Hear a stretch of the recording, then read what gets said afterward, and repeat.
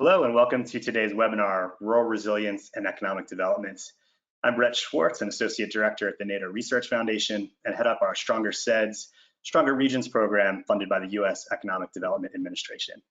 Thanks so much for joining us for today's session. It's one I've really been looking forward to for a while. So as all of you on the call know, many rural regions and small metros were still recovering from the Great Recession when COVID-19 pandemic struck this time last year. And in places that had made progress, a lot of the economic gains were wiped out as businesses closed, jobs disappeared, and entire industries reorganized. Now, as rural places seek to recover from these setbacks, communities are in a position to reset and really create a strong foundation for the future, one rooted in resilience and creative ways of doing economic development. And that's what we'll be talking about today with our guest speaker, Don Macke from E2 Entrepreneurial Ecosystems, where we've been, what opportunities and trends are percolating right now, and how we can best position our communities and regions for a strong and long-lasting recovery. But before I introduce Don, I do have a few brief remarks and logistics I want to share with all of you. So today's webinar is the second in a 2-month webinar series the NADO Research Foundation is hosting on SEDS, recovery, and resilience. Now, the Research Foundation is the nonprofit research and training affiliate of the National Association of Development Organizations, or NADO, which is a membership association of regional development organizations and economic development districts all across the country, but primarily those serving small metros and rural regions. We're now in the 5th year of our Stronger SEDS, Stronger Regions program, which is generously funded through a grant from the Economic Development Administration. Through this program, we've organized trainings and conferences, led webinars like this one, created case studies and videos, and developed other resources to train regional staff on all things related to these SEDS and the entire process. So all the materials that we've developed over these past 5 years live online and for free at our companion website, sedscentral.com. So there you'll find webinar recordings like this one, presentation slides, case studies, and videos on all things SEDS, including a SEDS 101 section for those of you who may be new to the SEDS experience. This site is updated monthly with new information and resources, so please check back often. Just want to share a few quick logistics with you before we turn things over to Don. Again, many thanks for joining us today. If you do have any questions or comments, you can ask them to us via a questions box and a drop-down menu on the side of your screen. We'll try to get to as many of those as we can at the end. We've really carved out some time for conversation and responses. Some of you have also submitted some questions in advance, which we'll make sure to get to as well. A question we often get is about the recording and presentation slides. Yes, absolutely, we are recording today's webinar. And the recording and slides will be made available by tomorrow at nado.org, as well as sedscentral.com. And you'll also be receiving an email likely tomorrow with a link to the recording. Just a note on another upcoming webinar we have planned for our series for April 27th, and that is Growing Resilient and Prosperous Local Economies, a conversation with Kimber Lanning and Liza Noland from Local First Arizona. This will be a great opportunity to have a conversation with the two of them about the work that they're doing in Arizona around supporting small businesses, buy local campaigns, entrepreneurship work, and much more, and also how some of the experiences that they've had on the ground in Arizona you can embrace and replicate in your communities. So I hope you can join us on April 27th for that. You can register at nado.org for the session. We also might have one in between now and the end of April, so keep an eye out for more announcements about webinars. And finally, please, as always, reach out to me if you ever have any questions about the NADO Research Foundation, the work we're doing with the Stronger SEDS, Stronger Regions program, or anything that comes to mind. Love to hear what you're working on in your communities and how we can support you and your work during this really critical time for all the places we live and love. So with that, let's introduce the star of the show here, Don Macke. I'm really glad to have Don join us today. Don leads E2 Entrepreneurial Ecosystems, which is a new initiative with Network Kansas to build sustainable entrepreneurial ecosystems across the country. Its extensive work of network of partners, field-tested development process and framework, books, custom analytics, and more create robust learning opportunities for communities to build scalable ecosystems and models that work. Don has over 40 years of community economic development and policy experiences. And through his work, he helps communities and regions throughout North America grow entrepreneurship-focused economic development strategies and ecosystems. Don calls Nebraska home. He's also a proud resident of the Great Plains region. So Don, I'm unmuting you right now. Thanks again for joining us, and looking forward to your remarks and our conversation afterwards. Yeah, Brett, thank you so much, and thanks everyone for letting me be a guest on your program. Just so you know, there will be some additional resources we'll make available through Brett that'll also be available through our website. And so really anxious to talk about rural resiliency and economic development and the role that entrepreneurship can play in it. So Brett, let's jump in and let's go right to the next slide. So here's what I'm going to talk about today, folks. I'm going to kind of start with this aspiration of rural community prosperity, that every community can thrive. I'm going to provide a little bit of background about how rural economies have been changing and why we need pathways to greater prosperity. Part of that is rooted in some mega trends that emerged and accelerated previously and during the Great Recession and now with the pandemic recession. I'm going to give you an overview of our prosperity community framework and how entrepreneur-led development is a foundational piece in that. And then I'll wrap up with a quick story kind of transitioning from transformative change in Tupelo, Mississippi to our more recent story capture of small Ord, Nebraska. And we'll share some highlights from that work illustrating what is possible when we commit to this kind of development. And then, as Brett said, we'll have time for questions and discussions. So let's proceed. I think it's useful for us to at least share our operating definition of what is rural. And that would include small metro areas like Terre Haute, Indiana, or Missoula, Montana, that are metros, but they're rooted in primarily rural regions, down to those frontier counties that are common in the Rocky Mountain West, where we have very sparse populations. And so our work has been in almost every rural region in North America over the years. And so it's kind of useful to have that as a frame in terms of when I say rural America, it's just not a community of 5,000. It actually could be a region anchored by a small metro in forest country or ag country in different parts of the country. Let's continue. So one of the things that we have really spent a lot of time on in the last 10 years is building on our earlier work with the W.K. Kellogg Foundation and our hometown competitiveness framework. Some of you probably on the webinar today are familiar with that. I've used it. It was widely dispersed 15, 20 years ago across the country. And we've evolved that in what we call our prosperity framework, which I'll talk about a bit more in my presentation.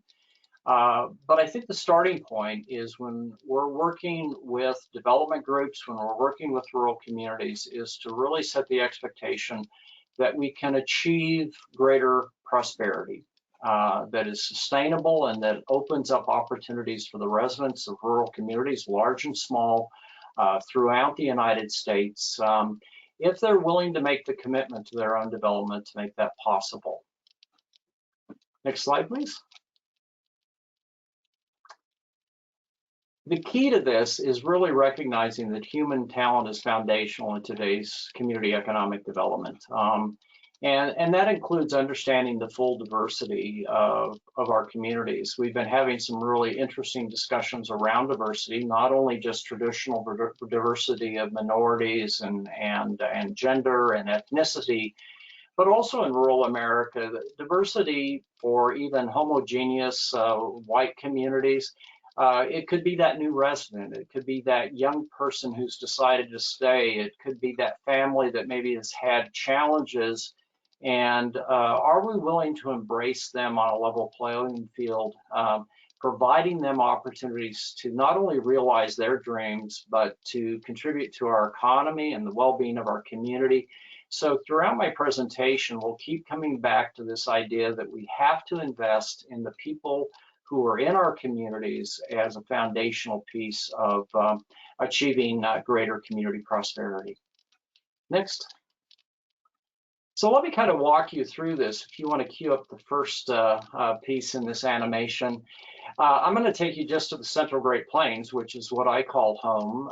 And if you look at our economy, it really began after the Civil War, and it was with agriculture. There was the Homestead Act, followed by the Kincaid Act, and over basically a 20-year period, millions of people moved into this region. They initially established farms and ranches, and then the next piece was the establishment of communities. And so let's cue up the next place. And so we established a whole network of villages, towns, and cities that began to service that agricultural economy. But almost as soon as we established the ag economy in the Central Great Plains, it began to automate and industrialize and consolidate, and what maybe used to be on a section of ground 4 or 5 large farm families, you know, there was now maybe one, and today there's even less than that as agriculture continues to automate. And what that meant for this part of the country, but the same is true whether forestry or fisheries is the underlying natural resource in your part of rural America, is there was insufficient consumers, insufficient residents to really support all of these communities. And so we had to look for opportunities to diversify. So cue up the next one. And in our part of the country, the opportunity came with attracting industry, manufacturing. And this really started with World War II and national defense policy that said we're going to move industry from the coasts and big cities into the more rural areas of the United States. And that created a tremendous opportunity for communities to diversify from their natural resource-based economies, which were still there. They simply were providing less employment, less population for our rural communities. And so you're pretty hard pressed to go to any community of any size in rural America and not find that manufacturing or that industrial facility. But again, like with agriculture, fisheries, forestry, other industries, they've gone through structural change, automation, and they're not generating sufficient employment to support sufficient households to really ensure the vibrancy of our rural communities. So as we progress through this chart with the next one, and you can go ahead and cue those all up, Brett, that's where entrepreneurship comes in. What are the new opportunities that we have to diversify our economy, to create the kinds of economic opportunities that can stabilize our population? That could be tourism, for much of rural America being a pit stop along transportation corridors is a major play. Obviously, energy development is important in whether West Texas or the Bakken in North Dakota. But there's a whole set of other opportunities that we'll discuss when we get into the megatrends. So moving on. Let me talk about those, and we'll share this paper with you, but I'm going to touch just 5. Now, these were trends, and think of them as backwinds. They're opportunities that, if we connect to them, can really allow us to build more diverse and successful and ultimately resilient economies. And we'll share a paper with you on this topic. The first megatrend that I want to talk about is remote work. And of course, this is front of mind because with the COVID pandemic, we've all become used to these platforms, the way of video conferencing, more extensive use of email, phone calls, the old adage now that even though we're only just a year into this, it seems like forever that we've been Zoomed. Remote work is something that was beginning to take root before the Great Recession. It accelerated in the Great Recession. And we have every expectation that while many people will go back into their workplaces to work after the pandemic and it becomes safe to do that, it's going to be with us. And what this means is for those remote workers who are not necessarily tied to a particular place, they can choose to live in rural America, back where their family is or friends, or maybe in that great community that has public forests and great recreational opportunities. And that's a huge opportunity for diversifying both our residents and our economy, because they're going to be connected to different parts of our economy, sectors, goods and services, and employers. The second is a related trend that kind of fuels and taps into the first. So think of this as a weave of intersecting trends that create huge opportunities for rural development. And that is the trend of larger employers outsourcing. Part of this is the gig economy, but it's much more than that. One of the things we noticed with our work with Mark Lang at Your Economy, probably one of the best databases on business dynamics, is during and following the Great Recession, major employers, 500 and plus employees, experienced significant layoffs. Now, during the recession, that made sense because the economy was contracting, but there was a structural trend at work, and that was these larger employers, whether it was the Defense Department, the federal government, or large corporations, they were beginning to outsource parts of their economic activities.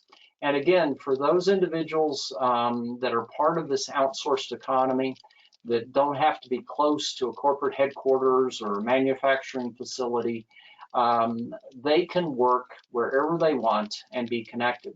So for example, my two brother-in-laws, they are both remote workers and they are both outsourced workers. And they live where they want to live, and they're able to connect to major employers as part of their livelihood. That adds to the diversity of the communities they're in. The third trend I want to touch on is urban to rural migration. Now, historically, we all know that the trend has been rural to urban. Many decades ago, we became an urban dominant society and economy in the United States.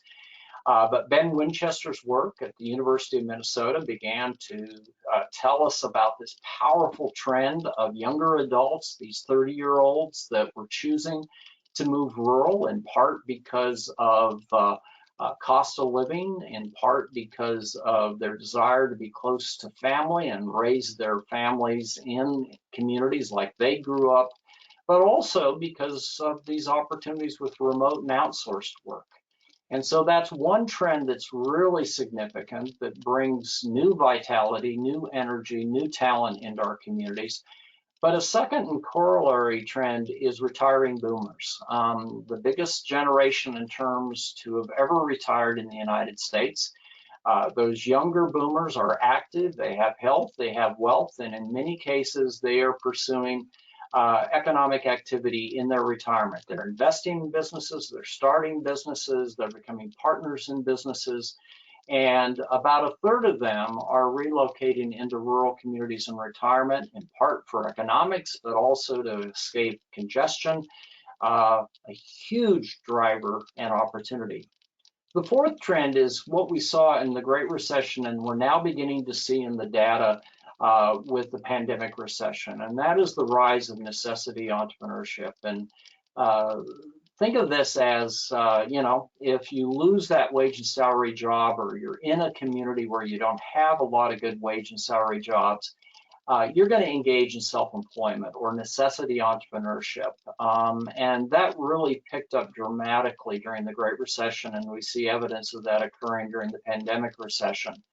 But what we also noticed following the Great Recession, that a lot of those necessity entrepreneurs who were thrown into this environment because they had lost their wage and salary job found they liked being entrepreneurs, and they chose to stay in this space. And they became what we call opportunity entrepreneurs.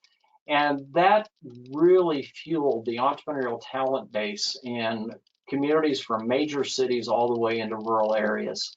And then the final trend that we think is so important, and you're well aware of it, it really became a lifeline during the pandemic recession, and that's electronic commerce. Now, of course, electronic commerce can be a way to suck retail sales out of our rural communities, but it also goes the other way. And we're seeing a rise in what we would call hybrid businesses. And the best way to describe this is the porch swing in Marysville, Kansas, a small rural community in north central Kansas. The porch swing is a retail store that sells gifts and banners and flags and flowers on Main Street. It's one of those mainstays. But they took that banner and flag business and they made it into an online venture that is significantly greater than their retail store that sells both nationally and internationally. They have a fulfillment center and all the e-commerce activities that go with this called Flags Are Us, dramatically adding to the economy of this smaller rural community in Kansas. Moving on. So let me come back to the prosperity framework. As we've continued to work with communities, we've kind of boiled this down to say there's three essential things that every rural community needs to do to be more successful, more prosperous. The first is to recognize that human talent is key, and so demographic renewal is huge.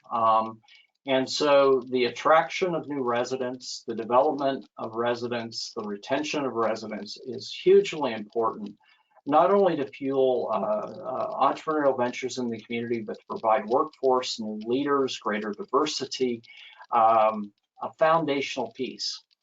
But there's two things for that to happen that have to occur. The first is mobile people, educated people, motivated people have choices, and they're looking not necessarily for a community that looks like a neighborhood in Chicago, but they're looking for a rural community that has a genuine quality of life to it. Good schools, affordable and available housing, a park system, the kinds of amenities that says this is a community where I can really be happy and be fulfilled. But also they have to be able to make a living. And some of these mega trends make it possible for them to live in that community, but not be employed in that community. But also there is this opportunity to grow a more diverse and resilient economy through entrepreneur-led development, which we think is the primary pathway for most rural communities to achieve a much stronger economic base. Continuing. Next slide. So let me delve in a little more into the entrepreneurship connection, and Brett, let's just go right to the next slide. So our friend Brian Dabson, some of you may be familiar with Brian. He was many decades ago with the Corporation for Enterprise Development, one of the early thought leaders on entrepreneurship.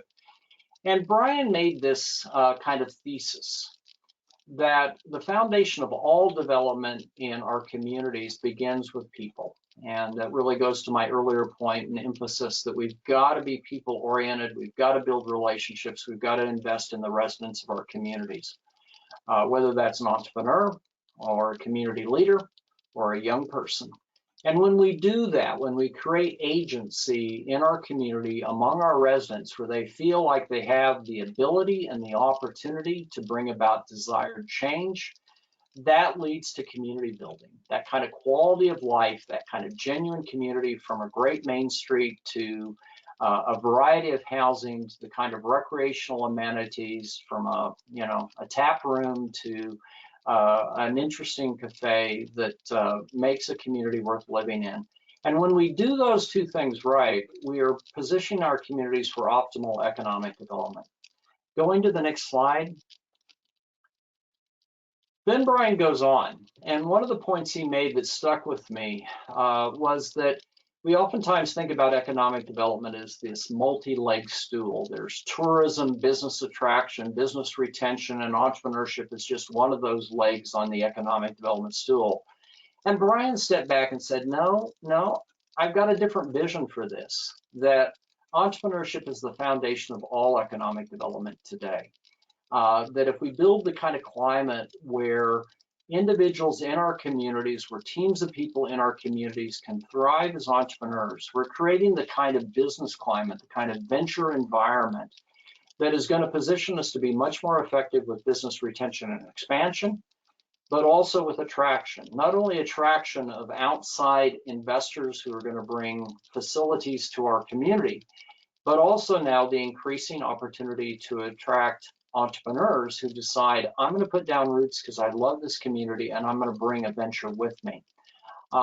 So this framework becomes really important and foundational in the way we approach entrepreneur-led development. Next slide. So let me kind of lay out, I'm an economist by training, so you're going to get a little bit of economics, but I think this is important. This is our basic change model, and it really begins with what I talked about early on, that we have made a commitment to say we can increase the prosperity of our community. And when we do that, we've got to think about what are the factors that are going to drive increased prosperity. So cue up the next piece, Brett.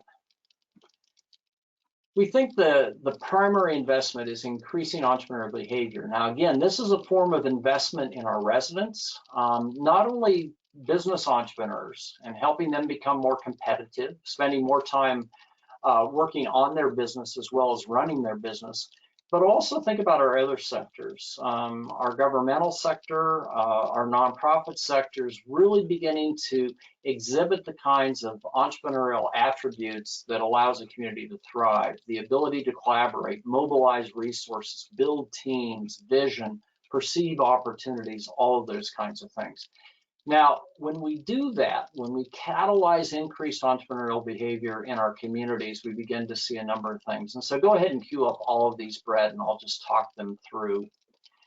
So first, we see increased competitiveness in our community. We still are in a global economy. We have to compete. Whether you're a Main Street retail business or a small manufacturing concern, when you increase entrepreneurial behavior, you're going to increase competitiveness within the ventures in your community. But you're also going to inherently diversify because that kind of growth and development is going to connect to different markets, different customers, different sectors in the economy. And it's going to build off of those base economies, whether that's tourism or forestry or agriculture or manufacturing, really driving that diversification. Diversification is the foundation of resilience. But what we've also noticed when we go back and look at communities that are doing this, the value within the community is increased. There's simply more income and wealth. Of course, with more income and wealth, communities have more choices. They have a better tax base to do more things in the public sector. They've got more charity to do things in the nonprofit sector. And their ventures are doing better, so they're creating higher quality jobs that have benefits and opportunities. When you put that all together, that builds in embedded resilience for that community to be able to survive and thrive through, whether it's a natural disaster and recover from that, or to make it through a pandemic, recession, and ultimately come out stronger on the other end. When those things are all at play, you increase prosperity, but you also create an opportunity for community economic development philanthropy. And we're seeing a growth in alignment between community philanthropy, providing the kind of base dollars to augment what our development corporations, our regional development organizations, our chambers have to support community economic development. Moving on, Brett. So let me just kind of illustrate a story.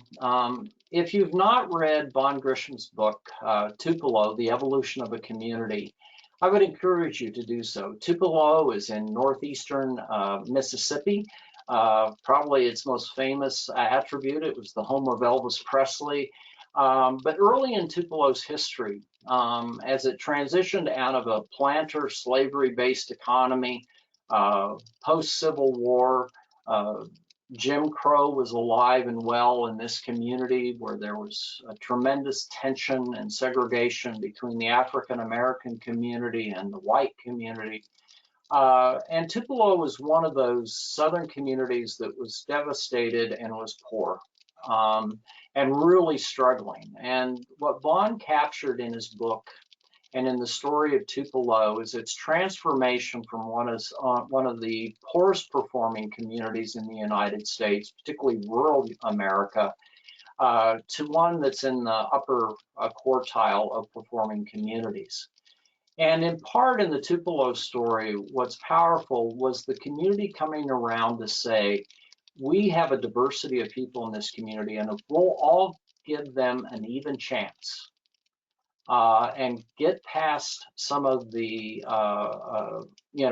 Jim Crow history of race, we in fact can build a stronger economy. And so there's example after example in his book of how various parts of the community that used to be marginalized, used to be disadvantaged, were given opportunities, and their energy, their creativity, their innovation flowed, and it allowed Tupelo to transform from a struggling community to one of the stronger communities, rural communities in the South. So building on that, and ironically, that book came out in 1999 and kind of captured the previous 20, 30 years of history in Tupelo. If we fast forward, Ord, Nebraska was the first community we began to work with around intentional rural entrepreneurship development. So Ord is a community of about 2,300 located in north central Nebraska. Agriculture is its #1 industry. Ord was a community, like so many communities in the central Great Plains, that is agriculture automated. Even though it was thriving, it simply needed fewer people. And so the rationale for Ord as a service center to that ag economy was eroding. And that had been continuing really since the 1960s, 70s. And then in the 1980s, we had the ag crisis. And communities like Ord were really knocked on their feet. Just like when the textile plants pulled out of Georgia, or the furniture plants closed in North Carolina, or the timber mills closed in Oregon, Ord went through a dramatic crisis. And for about 10 years in the 1990s, this was a community that was struggling. Radical groups had taken over government and were opposed to any kind of change. And so the community had to fight through that to position them, just as Tupelo had to deal with its history of race relations to be able to move forward. And ultimately in 2000, just a year after Von Grisham's book came out about Tupelo, Ord really began to pivot from a community that was hopeless and in crisis and incline to really a community that has transformed itself. And so during the 2000s, Ord really committed to entrepreneurship, investing in its people. It has one of the most remarkable leadership development programs of any small rural community in the United States. And by the time we get to 2010, this last decade into the 2020 period, Ord has gone through a fundamental transformation where it's very vibrant, very successful, much more affluent, and is really beginning to demonstrate what's possible with entrepreneur-led development rooted in investing in people. In just the decade of 2010 to 2020, Ord, based on our calculations, has mobilized nearly $250 million of local and external, private and public investment, not only in placemaking and things like parks and their school and their civic infrastructure, but also in the arts and humanities. But obviously a big chunk of that has gone into their economy, supporting large and small entrepreneurs that in turn have reinvigorated the economy. One of the interesting things about Ord is it's kind of transitioned from this two-sector economy with ag and being an area trade center to now having multiple sectors rooted in healthcare, tourism. They've got some remarkable high growth firms. One is really interesting. It started in a welder's shop in Burwell, Nebraska, and is now one of the major suppliers of underwater cabling in the world, which speaks to the fact of what's possible when a community is willing to support entrepreneurial talent throughout the community. So we have curated a set of stories with the help of the UN Marion Kaufman Foundation and our writing team on Ord, and we'll be making that available to you as part of our resources following the webinar. So next slide.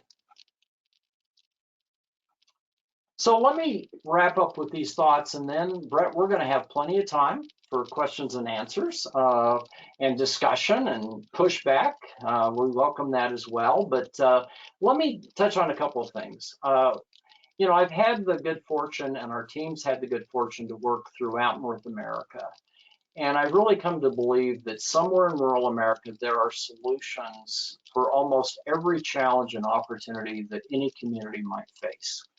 And to the extent we're willing to look at other communities for inspiration, other parts of the country for inspiration and solutions, we can begin to build pathways to greater community prosperity. And that's exactly what we try to do at E2, is go out, find these solutions, capture those, and try to share those so folks can, in fact, learn from them to contribute to their own strategy towards a brighter future. I think the second thing is to recognize that while we all want help with rural development from the federal government, from major foundations like the Ford Foundation, but at the end of the day, rural America is responsible for its own future. And that means every community has to make the commitment to really engaging in smart, thoughtful, and visionary economic and community development. And that has to be a 24/7, 365 forever commitment. And it has to be done at scale. Now, organizations like yours can be powerful partners in helping communities that maybe have a bit less capacity to pursue their future, but also you have the opportunity to help communities pursue these strategies at a more regionalized level, which we think is terribly important and brings a tremendous amount of opportunity when we band together, as ORD has done with its much larger region now, to pursue its development future. And the final points are there's some resources. You can find all of these resources at our website, energizingentrepreneurs.org. We have a free monthly electronic newsletter. It's easy to subscribe to and unsubscribe. That's where we release all of the resources we're procuring from other folks or we're curating ourselves. We encourage you that if you're pursuing entrepreneur economic development, that you consider joining our National E2 Practitioners Network. It's free. We've now made all of our resources for rural entrepreneurial ecosystem building free, and you can access those by joining the network. And then finally, beginning in last quarter of last year, we launched our Pathways to Rural Prosperity podcast. So for those of you who kind of do your continuing education on a podcast as you're driving from one community to the next, or as you're dual tasking in your office, these are 20, 30-minute podcasts that really highlight key themes like the mega trends and strategies on how to work with entrepreneurs, and that all of these resources are available to you free of charge to support your work in rural America. So Brett, with that, those are the comments I wanted to make. Information on how you can connect with me or our communications director, Ann Chafin. I'm ready to have a conversation. Excellent, Don. Well, thank you so much, as always, for your thoughts, your intellect, your inspiration. This was a wonderful session here. Really touched on so many of the themes that we as an organization at NADO and many of our members are really working in and working on day in and day out. So thank you so much for your thoughts. And as Don said, we wanted to make sure we carved out a healthy amount of time here for some questions. So feel free to type those into the chat box, and we'll try to get to as many of those as we can. We've already had some come through in advance, so I've got kind of a list here to work with. But first, Don, I want to touch on a topic and theme you mentioned towards the end of your presentation about this idea of working regionally around these issues. And of course, we have many folks from economic development districts and other regional development organizations and tribes as well joining us today. So talk a little bit more about this idea of working regionally around entrepreneurship, of kind of moving beyond jurisdictional boundaries, maybe what some challenges you've seen with taking some of these kind of local ideas to scale, and really what opportunities are out there. Yeah, so if we kind of contrast traditional business attraction with entrepreneur-led development, one of the beauties is with business attraction, and I'm not being critical, it's inherently competitive. One community is competing with another community for the location of that economic activity, and it doesn't lend itself to regional collaboration in the same way that entrepreneurship does. when we look at ecosystem building, we kind of talk about a top-down, bottom-up. So if we use the example of what's going on in southeastern Minnesota, where they have a really robust entrepreneurial development initiative underway, it's 5 years in, some really promising results with smaller rural communities in that part of Minnesota. In this particular case, collaboration is possible at the regional level. And if you think about the resources that entrepreneurs need, those are best organized at a regional or statewide level. So that's where regional development organizations like yours can play a powerful role to say, okay, who has financing, who has technical assistance, but there's also the role of the community, and that's the bottom-up piece, where the community is in the best position to identify the entrepreneurs that they're trying to help, what their needs are. And so one of the things we think is really important is that if we're willing to work at a regional level, entrepreneurship is kind of natural. It fits that collaborative model, but it's also much more powerful. We can build much stronger ecosystems. And when we strengthen the economy of one community in that region, we begin to strengthen the entire region, and that creates reciprocal benefits. And that's what we found really with both the Tupelo experience, but also with Ord. Not only has Ord stabilized its population and has significantly greater income and wealth compared to other peer communities in the Central Great Plains, but its entire region now has stabilized its population and has improved its socioeconomic conditions. And so this model lends itself, Brett, to that kind of regional development. Regional development organizations are in a really strong position to kind of facilitate communities coming together to do this kind of ecosystem building, this kind of economic development. Great, yeah, Don, couldn't agree more. I mean, that role of the convener, the collaborator, bringing folks together and those kind of deep relationships, it's a natural fit.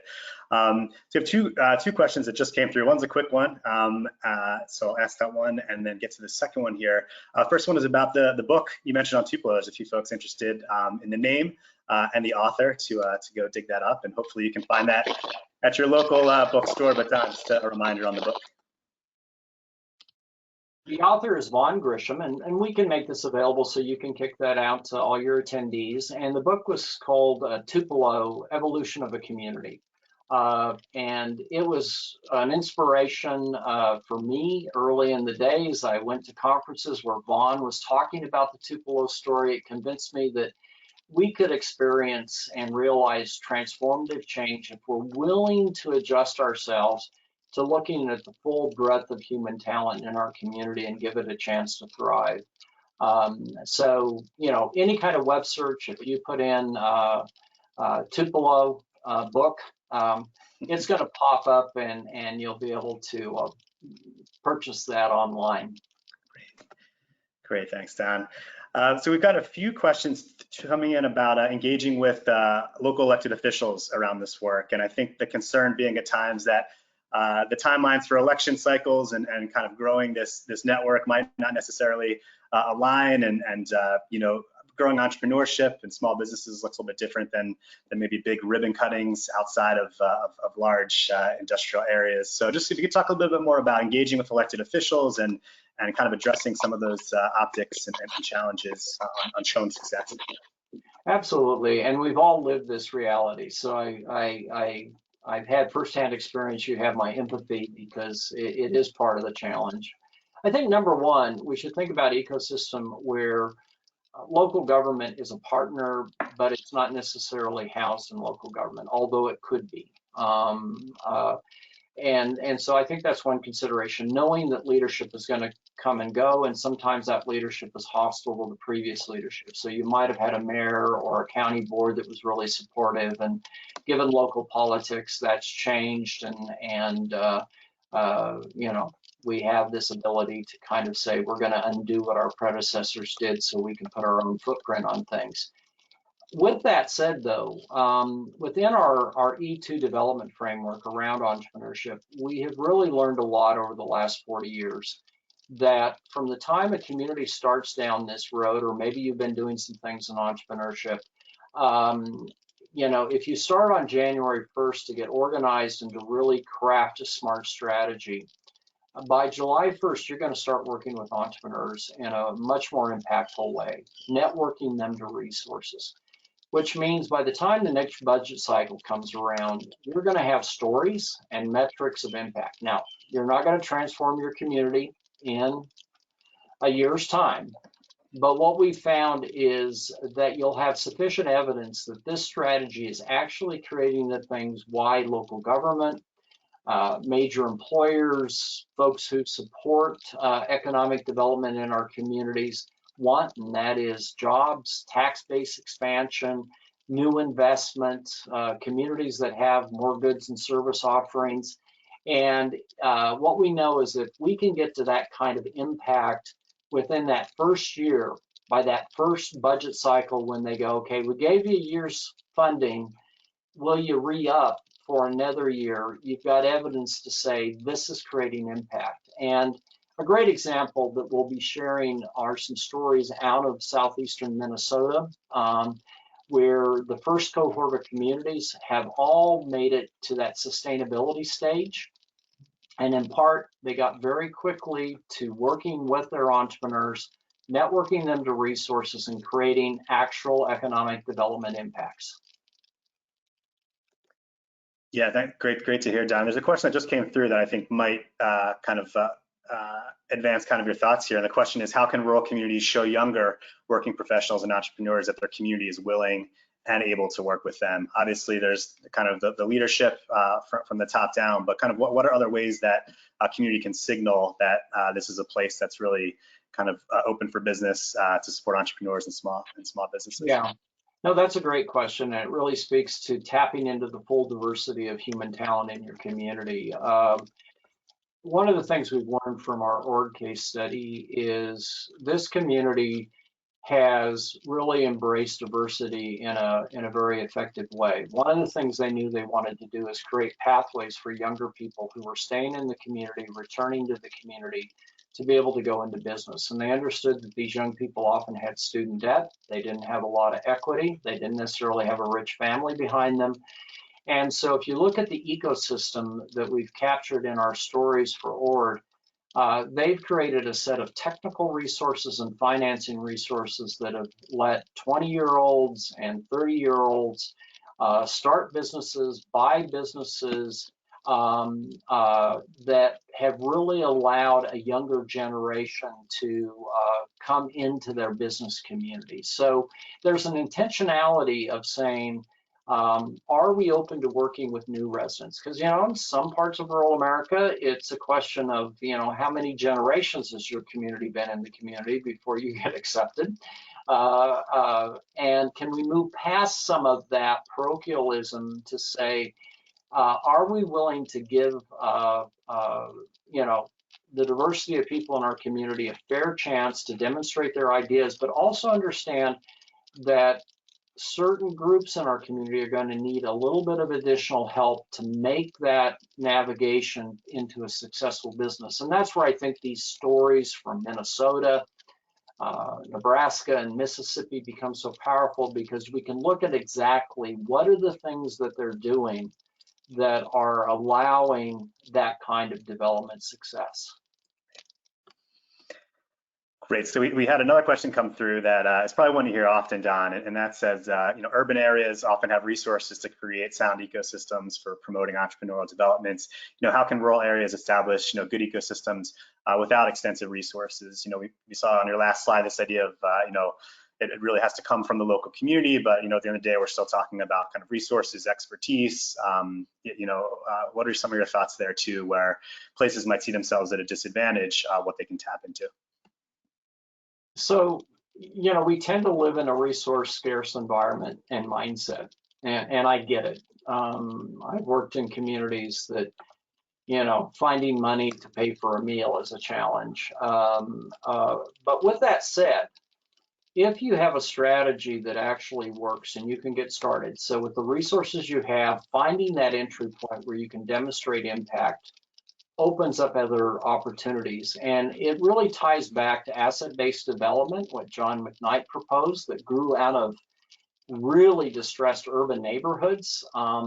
but it also embraces something that in the philanthropic world we call abundance, that when you can demonstrate change, a community has far greater resources, not only internally, but the ability to attract external resources. And a great example is Network Kansas, probably one of the largest rural entrepreneurial ecosystem building projects in America. It's the longest running one. Today, they are having significant business where outside funders are coming to them and say, because you can generate change through your network with rural communities and urban neighborhoods, we want to deploy capital with you. And so I think the key is find that starting point where you can have impact and then grow it out over time. Also, there's this opportunity now to work with place-based foundations. In Hutchinson, Kansas, the community foundation there is actually raised the money from donors to support staffing for their entrepreneurial ecosystem. That brought the city and the county back to the table. So some of the resources we have talk about ways in which a community is able to fund this and may be useful to your listeners. Yeah, and on a similar note, we did have some questions about engaging young people and youth in the schools. So any kind of examples of programs you've seen where kind of, even in elementary school, getting kids excited about the possibility of entrepreneurship. And I guess to tie it into another question, this idea of who an entrepreneur is. I think there might be misconceptions, especially in this country, about who is an entrepreneur, just based on kind of media representations or the stories we read about. So maybe talk a little bit about how to kind of maybe break down the myth of the entrepreneur and how folks that might be doing entrepreneurial work might not see themselves kind of in that frame, but it's really the type of person that you're trying to attract. So both on that youth element and also this idea of who an entrepreneur is. Yeah. Well, I mean, first to the typology. Generally, when we say entrepreneur, different people have different images that come to mind. Some think of Bill Gates, others think of that mom and pop hardware store in town. And the fact is, it's all of above. And so I think it's useful to look at some typologies. We have within our framework a typology of entrepreneurial talent that really fits the rural environment, from inspiring all the way to growth-oriented entrepreneurs. Kate Hodel and Maria Myers with US SourceLink in their book Beyond Collisions, they use kind of 4 kinds of entrepreneurial talent, ranging from micro enterprises and Main Street entrepreneurs to innovation-led and stage 2 growth entrepreneurs. And again, part of this is if you take an asset-based approach, the community is in the best position to say, what kind of entrepreneurial talent do we have? And let's start there. I mean, when our org started, it didn't have many growth-oriented entrepreneurs. But as it worked with existing entrepreneurs, helping retailers and service businesses and self-employed people get better at what they did, those folks then morphed into growth ventures, employing more people, paying more taxes, creating those small corporate headquarters that are so important to rural communities. So we encourage you to find your favorite typology. We're happy to share our models with you, but use that in a way to say, we don't have a lot of high growth entrepreneurs in our rural community, so we don't need to worry about venture capital. We don't need to worry about certain kinds of resources, but we do have this kind of entrepreneurial talent. Start there, support it, energize it, build a better economy, and then in time, you're going to have a broader spectrum of entrepreneurial talent that you're going to be able to work with.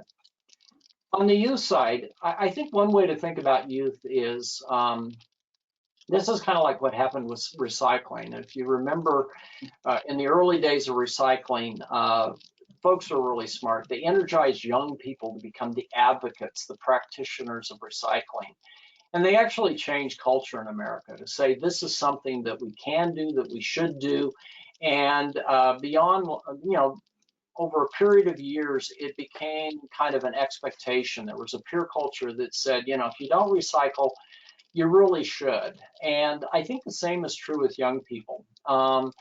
not only by exposing them to whether it's these competitions or other kinds of entrepreneurial assistance programs that are either embedded in the school, which I prefer, or extracurricular. You know, Boy Scouts, Girl Scouts have entrepreneurship merit badges these days. That can help those young people better position themselves for success in the economy. We would argue that if you want to thrive in today's economy, you better be entrepreneurial, whether you're working for somebody or working for yourself. But the other thing is, by engaging young people in entrepreneurship, it's probably the fastest way to change the culture in your community to understand what entrepreneurship can do from both an economic development standpoint, but also the building out of a more diverse, resilient, and desirable community.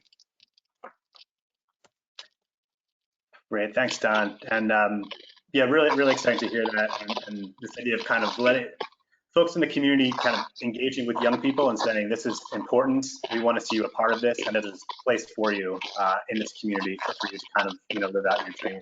On a similar note, I'm gonna mute you there for a second. We've got time for one more topic, and there were a few comments and questions which I want to lump together. This idea you brought up about the importance and need to be welcoming, be inclusive, if you really want to have a kind of a future for your community.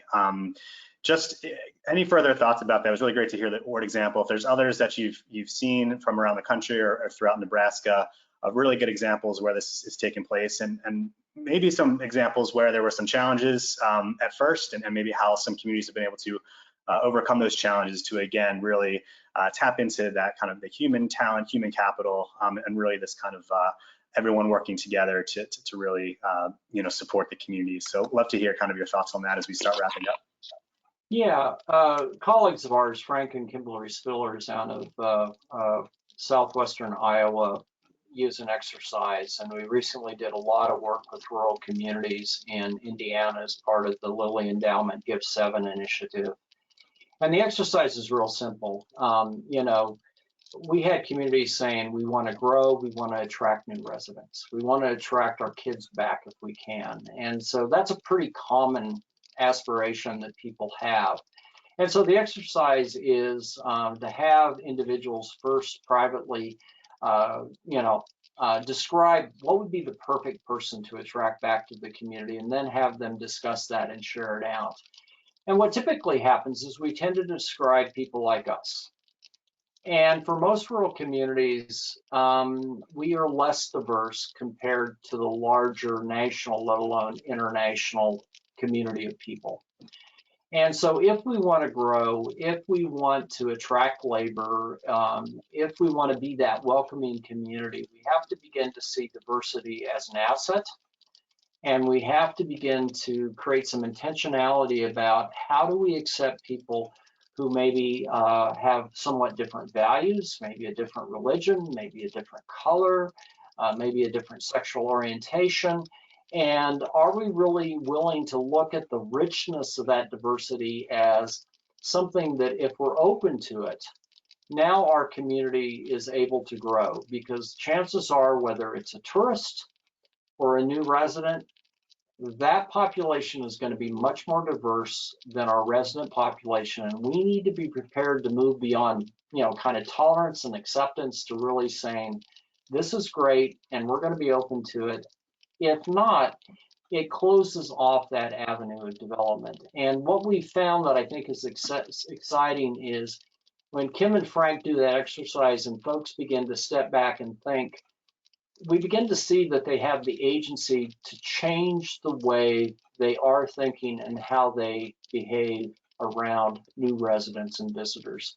And that just shows, you know, if we're hungry enough to succeed, then we're willing to do fundamental change that allows those opportunities to become fuller and have greater impact. Great.